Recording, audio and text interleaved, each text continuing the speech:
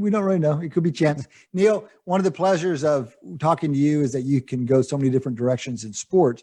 So even in just your recent articles, you wrote another one quite different from the Yankees article about the NFL draft and the meaningless of the draft grades. You did something that's been needed for years and it's never done. And this is the thing that 538 does. You brought data to the conversation. So can you tell us what you found when you went to look at NFL draft grades? Yeah, this is, I felt like this was near and dear to your heart in particular, Cade, because it runs kind of in parallel to your research about actual people who are NFL decision makers and their lack of repeated ability to kind of get more value than average out of the draft. Well, I kind of went into it asking, like, we always get these draft grades. Are they correlated with anything resembling team success or drafting success down the line? And what I did was I looked at whether they predict how good a team will be, which are very, casting a very wide net. I didn't expect to kind of find anything there. And the correlation is very low, next to non-existent between teams that draft really well, according to these, snap judgment grades the day after the draft or whenever it is, and how well they do, 3, 5, 7 years down the line, all of those time periods, there's basically nothing there. Okay, Neil, but you started to kind of discount it because it's a tough performance measure because it's big. I mean, wins, right? 16 games a year. It's tough. On the other hand, Neil, that's exactly what fans are thinking and talking about on draft night. They're projecting this pick into now we're going to win 11 games and make the playoffs. That's exactly the translation they make. Yeah, and so I think that in the mind of a lot of fans, yeah, you do kind of think, hey, I got that A draft grade from Mel Kiper or whatever. We're really headed for a Super Bowl. But even if you're, I as I said in the story, that there's a lot of things that go into building a team beyond the draft that are not going to be picked up in these draft grades. So, why would we necessarily expect it to have a great relationship? I think more telling and maybe a better test of it is, do they explain production from the draft class that got a certain grade above and beyond just knowing the average output from players drafted in a certain slot? And the answer to that is also basically no. There's a little bit more of a relationship there than just looking at like how well the team is doing down the line, but it's not that much more.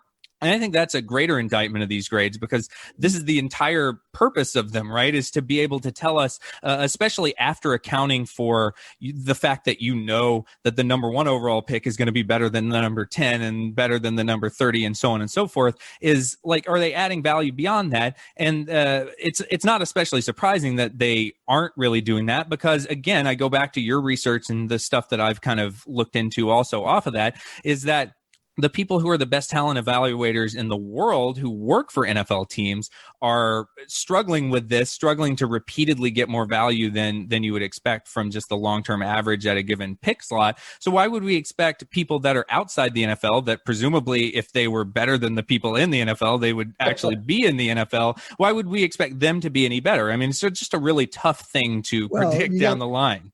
Mayock went and gave it a whirl. How's he did, doing? yeah. Well, that's the other interesting thing, and I should give credit that a guy named Benjamin Robinson from Football Outsiders, he has also looked at this, and he actually looked at individual graders. It was over sort of a shorter time period than I looked at, but he tried to find whether there was any correlation between, like maybe in aggregate, the draft graders are not necessarily doing that great of a job, but maybe there are some people that stand out. Right. And of course, the answer to that is not that much. There's maybe like one person across all of the draft graders that he looked at that might be vaguely statistically significantly different from no effect, but it's very tough. I mean, that's something that you found also. It's kind of this paradox of skill where the better that everyone is at drafting and the better that everyone is at sort of evaluating prospects, the more that any variance from the long-term average is just due to luck, not skill. Right. So that's Michael Mauboussin, Paradox of Skill. Always love a Mauboussin reference in here. Hey, one nuance in that article that I got a kick out of, you had so many good things in there. It didn't get quite the profile it deserved. Those mock grades were actually quite highly related to draft order. This is kind of my reading, right? Because once you discounted out the expected performance for a player, it was much lower correlation with the mock grades. Is that correct? Yeah, I mean, the vast majority of what they're kind of doing is just you could look at the aggregated talent expected from your collection of picks and give a draft grade off of that, and you would get like most of the way there. There are some things that are being added by like trying to figure out beyond where someone was picked, but it's like very small effect. Yep. It's a little surprising that there's so little effect here because football draft takes place after college. These players are going right to the pros. One of the things that we've looked at baseball forecasting, there's nothing in the draft that's so far away from performance. But one of the things that we did was we look at top prospect rankings. So they're already in the minors and they're already out there, and you're trying to forecast how good these players are going to be.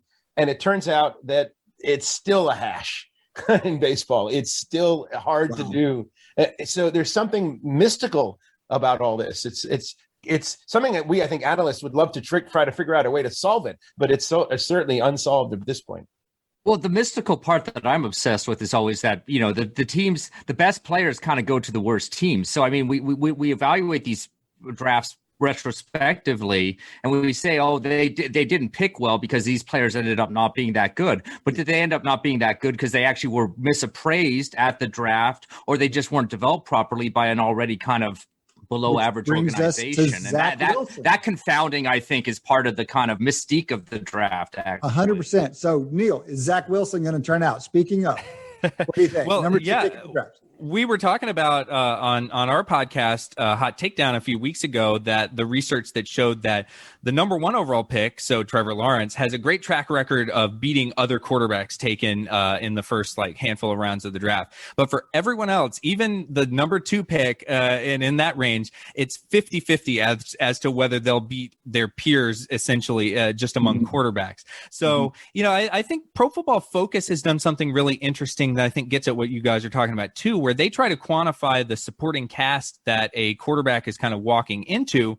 and project off of that, because it is kind of this perverse situation where, because the best prospects are going into the worst situations in theory, they're being kind of set up to fail. And almost like the sweet spot is, you want to be like a Trey Lance, right? You want to go into a situation where you have some measure of talent around you. Now, maybe Trevor Lawrence is so good that it won't matter, and certainly the track record of number 1 overall drafted quarterbacks is pretty good. They tend to be, I don't know if it's just they're easier to kind of identify, or that particular position and that particular tier of player at that position transcends bad teammates. But Neil, certainly, after that, it's kind of a crapshoot also. Well, if you think about the kind of, I'll call it the inverted U shape, if you're a really good team, you probably don't need a good quarterback, or even if you did, you can't trade up far enough to get it. The 49ers they were almost the sweet spot because they were at 12. 12 can get you to 3. In other words, you can't get from 28 to 3 without giving up every player on your team that's an all-pro and 3 number 1s, and then you wouldn't be a good team anymore. So it's almost like we had this perfect storm where 12 can get you to 3, and 3 can do really. I mean, that's the way I always viewed the 49ers trading up to get Trey Lance. Do you see it differently, or were they like right in this sweet spot? No, I totally agree. I mean, I think that is almost like the canonical example of that from this draft is, and maybe you could also there might be a Mac Jones Patriots type of situation with that also, where you're Bears. Shane seems excited about that. Oh yeah, no, I'm officially hyped for Mac Jones. I agree with Kate. Bears and Fields was another great example where they could get from 20 to 11. They couldn't get to 3, but they could get to 11. And then I think your point, Neil, is we have no evidence to suggest that Justin Fields might be the best of all of them. We don't know. No, but you're saying two things that seem to be a little contradictory. So we know that Trevor Lawrence at number 1 is likely to be better than others that was the point. But once you're not number 1, you're not necessarily likely to be better than the others. So why not just stay at 12 and take whoever? Because you might not get any of those 5 quarterbacks. Really, you're not going to get any. What we're really talking about is the match, and we're talking about the benefit to a quarterback it's kind of set aside the draft value, the benefit of a quarterback of being drafted by a team that moved up to get you because you're just with the better supporting cast. That's broadly the story we're telling.